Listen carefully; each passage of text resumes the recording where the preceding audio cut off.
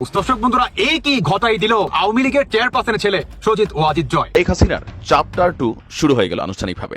এবার বঙ্গবন্ধুকে অবমাননা ও বীর মুক্তিযোদ্ধাকে অপমান করায় চরম ক্ষিপ্ত হলেন বীর মুক্তিযোদ্ধা কাদের সিদ্দিকী। একজন বৃদ্ধ মানুষকে জুতার মালা পরিয়ে তাকে গ্রামে ঘোরানো হচ্ছে। সমস্ত গ্রাম ঘোরানোর পরে সবার কাছে মাপ চাওয়ানো হচ্ছে এবং গ্রাম থেকে বের করে দেওয়া হচ্ছে।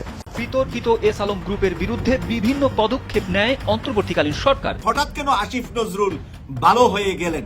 হঠাৎ কি করে ওনার কথা এবং সুর পাল্টিয়ে গেল? মানবতা বিরোধী অপরাধের অভিযোগে সাবেক প্রধানমন্ত্রী শেখ হাসিনাকে ফেরত পাঠাতে ভারতের কাছে চিঠি পাঠিয়েছে বাংলাদেশ। দর্শক, গুরুত্বপূর্ণ ভিডিওতে আপনাকে স্বাগতম। দর্শক, আজকের এই ভিডিওতে বেশ কয়েকটি গুরুত্বপূর্ণ ভিডিও ফুটেজ নিয়ে হাজির হয়েছি। এমনকি দর্শক, আজকের ভিডিওর শুরুটা দেখেই বুঝতে পেরেছেন আজকের নিউজটা কতটা গুরুত্বপূর্ণ হতে চলেছে। এমনকি দর্শক, আজকের নিউজে কি ধরনের ভিডিওগুলো আপনারা দেখতে চলেছেন। তো দর্শক, যারা এই ভিডিওটি প্লে করেছেন তাদের উদ্দেশ্যেই বলবো, না টেনে সম্পূর্ণ ভিডিওটি মনোযোগ সহকারে দেখবেন, তাহলে বিস্তারিত বিষয়গুলো আপনারা বুঝতে পারবেন। তো দর্শক, চলুন কথা না বাড়িয়ে আমরা মূল ভিডিওটি দেখে আসি। তার আগে আমার চ্যানেলে নতুন হলে চ্যানেলটিকে সাবস্ক্রাইব করে রাখবেন এবং পাশে থাকা বেল বাটনটি বাজিয়ে দিবেন পরবর্তী ভিডিওর আপডেট পাওয়ার জন্য। এমনকি দর্শক, একটি লাইক দিয়ে দেখতে থাকুন সম্পূর্ণ ভিডিওটি। দর্শক বন্ধুরা, এই কি ঘটাই দিল আওয়ামী লীগের চেয়ারপারসনের ছেলে সজিত ওয়াজিদ জয়। কি সেই ঘটনাটা ঘটাই দিল? সেটি হচ্ছে জয়ের নির্দেশে প্ল্যান নাম্বার এ, সেটা সাকসেস। শেখ হাসিনার চ্যাপ্টার 2 শুরু হয়ে গেল আনুষ্ঠানিকভাবে। প্রকৃতপক্ষে এই সরকারের আসলে ততটুকু শক্তি বা সামর্থ্য নেই বলে অনেকে মনে করছেন যে শেখ হাসিনাকে দেশে ফিরিয়ে আনে বিচার করে। একজন বৃদ্ধ মানুষকে জুতার মালা পরিয়ে তাকে গ্রামে ঘোরানো হচ্ছে। সমস্ত গ্রাম ঘোরানোর পরে সবার কাছে মাপ চাওয়ানো হচ্ছে এবং গ্রাম থেকে বের করে দেওয়া হচ্ছে। এই বৃদ্ধ মানুষ সাধারণ কোনো মানুষ নন, তিনি ৭১-এর মহান বীর যোদ্ধা এবং বীর প্রতীক খেতাবপ্রাপ্ত যোদ্ধা। বিতর্কিত এস আলম গ্রুপের বিরুদ্ধে বিভিন্ন পদক্ষেপ নেয় অন্তর্বর্তীকালীন সরকার। এসব পদক্ষেপের বিরুদ্ধে পাল্টা পদক্ষেপ নিতে যাচ্ছে শিল্পগোষ্ঠীটি। তিনি আন্তর্জাতিক আইনি প্রচেষ্টা শুরু করেছেন। মুক্তিযুদ্ধ করেছি, বঙ্গবন্ধুর হত্যার প্রতিবাদ করেছি, কিন্তু এরকম অসভ্য সরকার দেখি নাই যে কারো কোথায় প্রতিনিধি এলে কথা বলতে এলে তাদের দরজায় থেকে প্রতিনিধিদের গ্রেফতার করে নিয়ে যায়।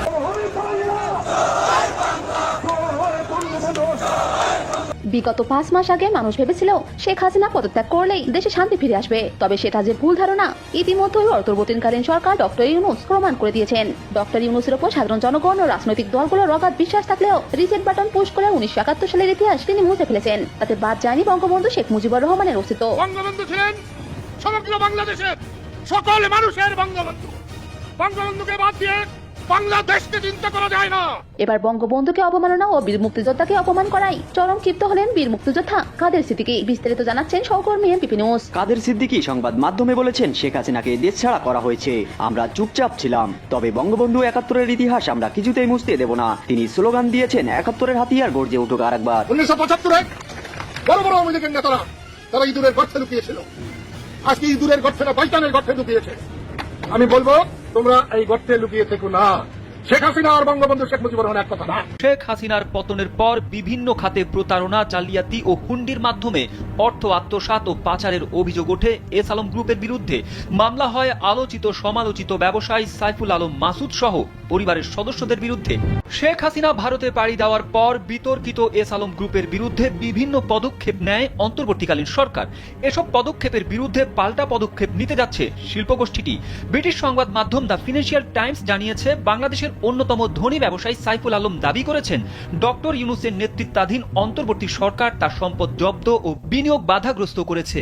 একজন সিঙ্গাপুরের নাগরিক হিসেবে এই ক্ষতি আদায়ে তিনি আন্তর্জাতিক আইনি প্রচেষ্টা শুরু করেছেন। দর্শক, আপনারা তো সম্পূর্ণ ভিডিওটাই দেখলেন। এই ভিডিও সম্বন্ধে আপনার মহামূল্যবান মন্তব্য আমার এই কমেন্ট বক্সে জানিয়ে দিবেন।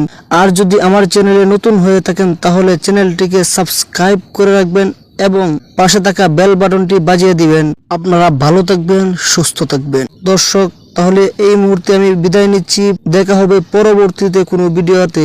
আসসালামু আলাইকুম।